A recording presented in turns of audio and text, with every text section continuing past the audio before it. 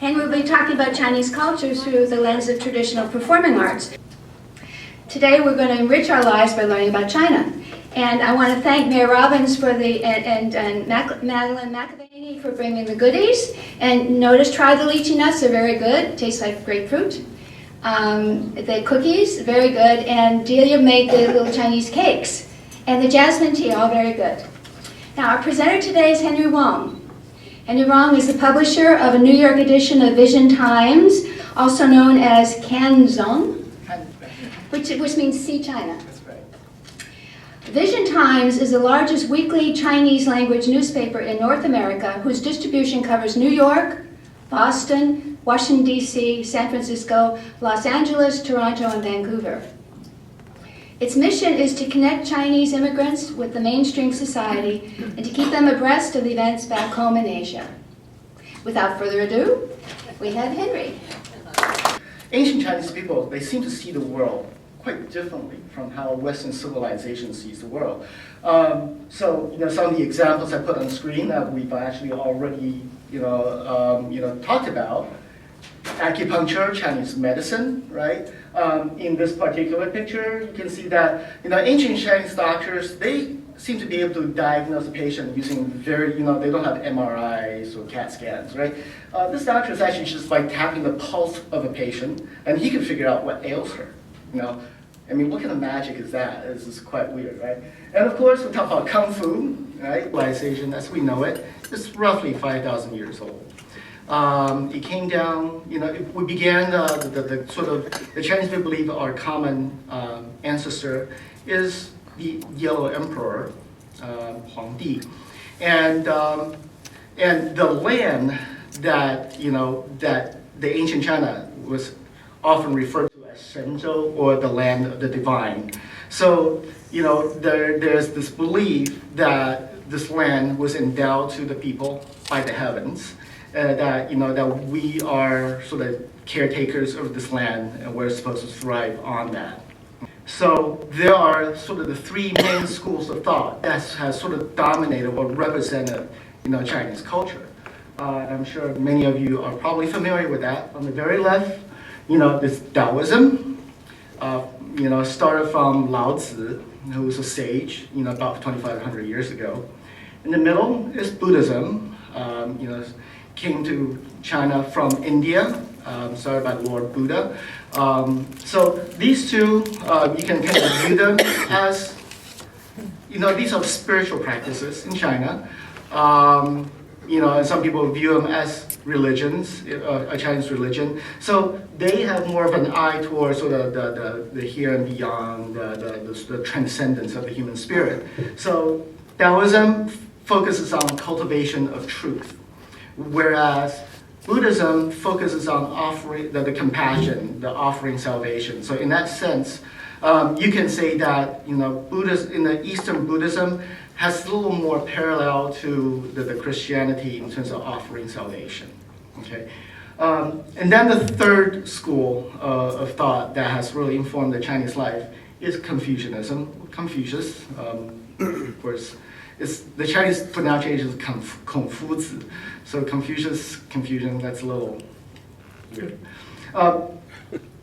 So whereas Taoism and Buddhism is more about spirituality and the hereafter, Confucianism really is more focused on the here and now, the earthly, how do you live your life? And the central tenets of Confucianism are the 5 cardinal virtues. As loosely translated into English, is kindness, justice, propriety, wisdom, and trustworthiness. So let's move on to the next slide. Do we tell these stories, right? And this is where we get into the Shen this performance, because what this performance is basically storytelling through dance. Okay, so before I go any further, all right. Wow. Chinese dance's technical skills include a whole series of challenging leaps, jumps, flips, and many difficult tumbling techniques.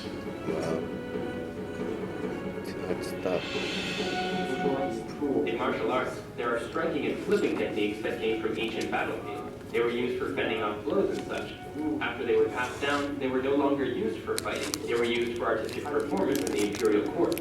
Over time, the artistic side predominated, and so they became a part of classical Chinese dance itself.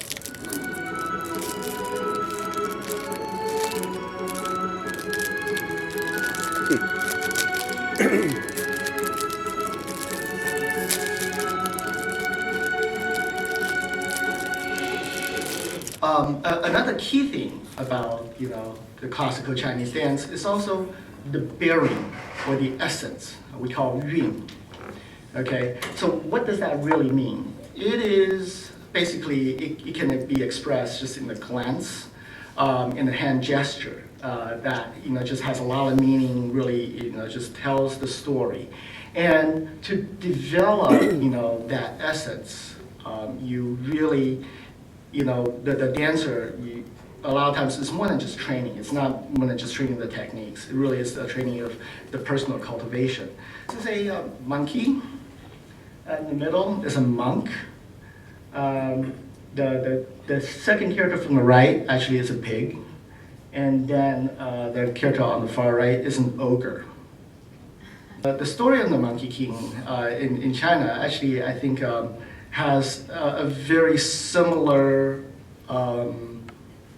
essence to the Odyssey, Homer's Odyssey, in the sense that it is a classic novel. It is written in episodic form, and it is about a journey. But in this case, this journey is actually loosely based on a real historical event. The monk in the middle, his name is Tang Sanzang. He actually existed during the Tang Dynasty, roughly 800 BC. He is revered because he traveled from China to India to obtain Buddhist scriptures, to translate it into Chinese and bring it back to China.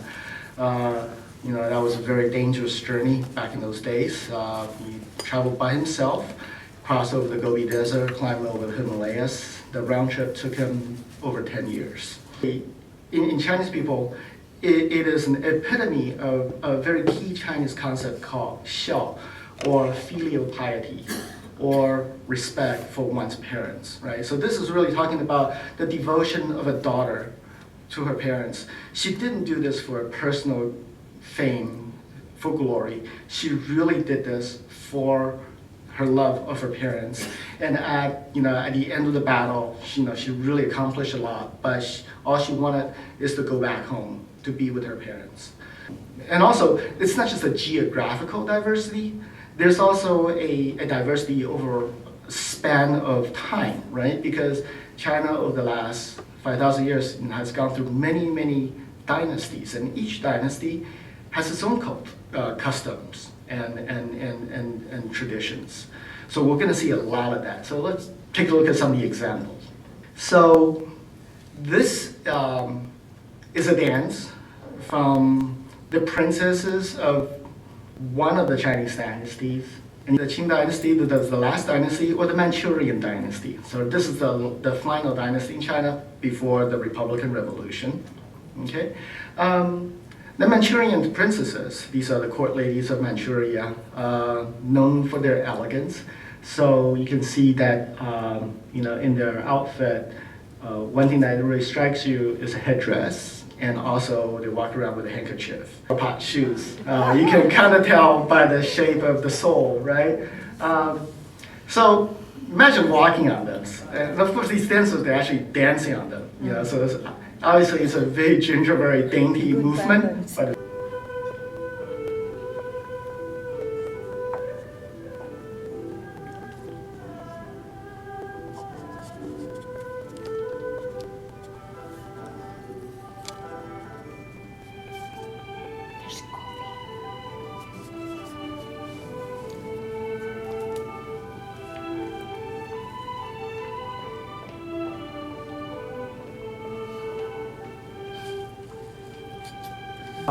this is the instrument called erhu.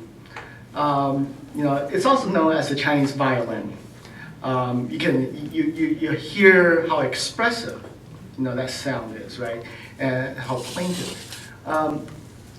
So this is actually a 2-string instrument as opposed to the 4-string sound violin. And the way that you play it is actually you pass your bow in between the 2 strings. So you have a string in the front and a string in the back, and your bow actually is rubbing either to the front or the back. And it has no frets. So it's a very difficult, well, I think it's a difficult instrument. I don't know how you can play it, but you can just hear how expressive it is and how sing-songy. It almost is like human voice, right?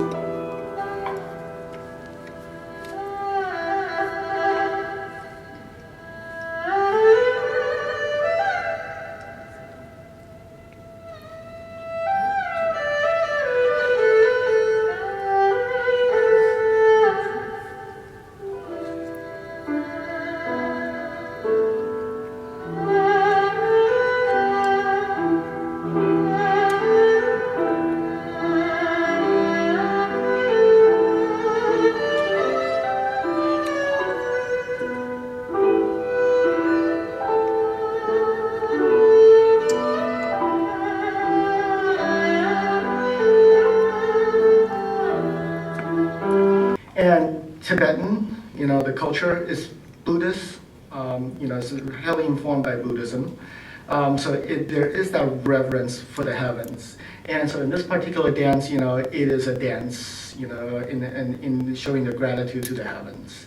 So we're gonna show you some of the music that we're playing. So if you just click anywhere on the picture.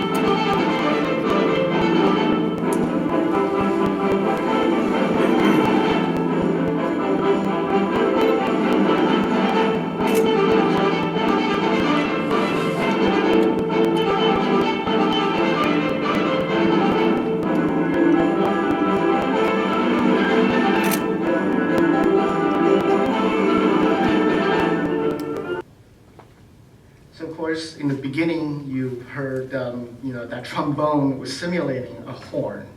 Now this is the actual Tibetan horn. And of course, it's kind of difficult to travel with this big thing and put it, on the plane. So they had to use a trombone.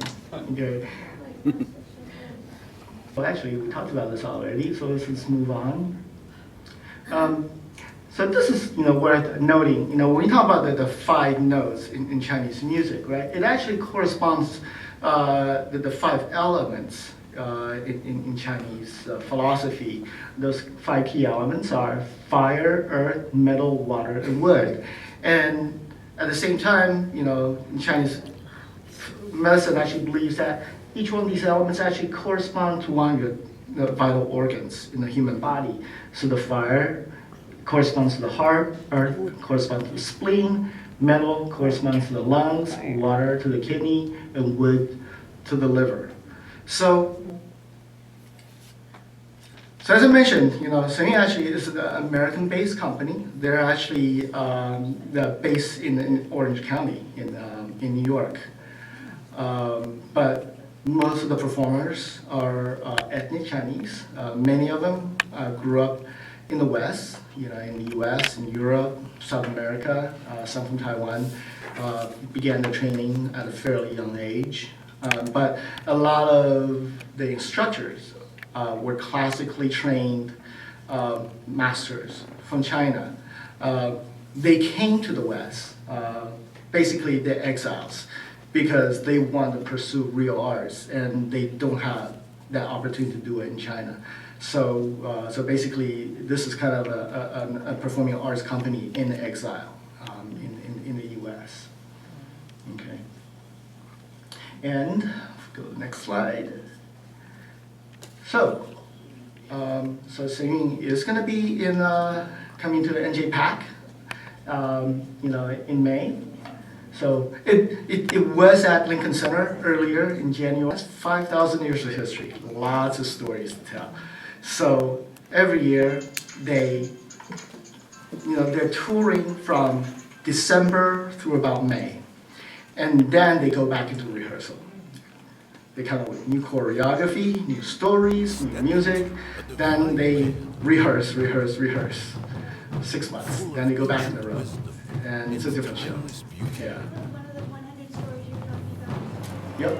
Yep. Where heroes become legends. Yeah. So you see this year's. Goodness. Oh yeah, I got to see it. And one thing that I haven't really talked about, and I don't think I included one in the clip, we're talking about is that you saw, the string, the backdrop, the screen is quite beautiful, right?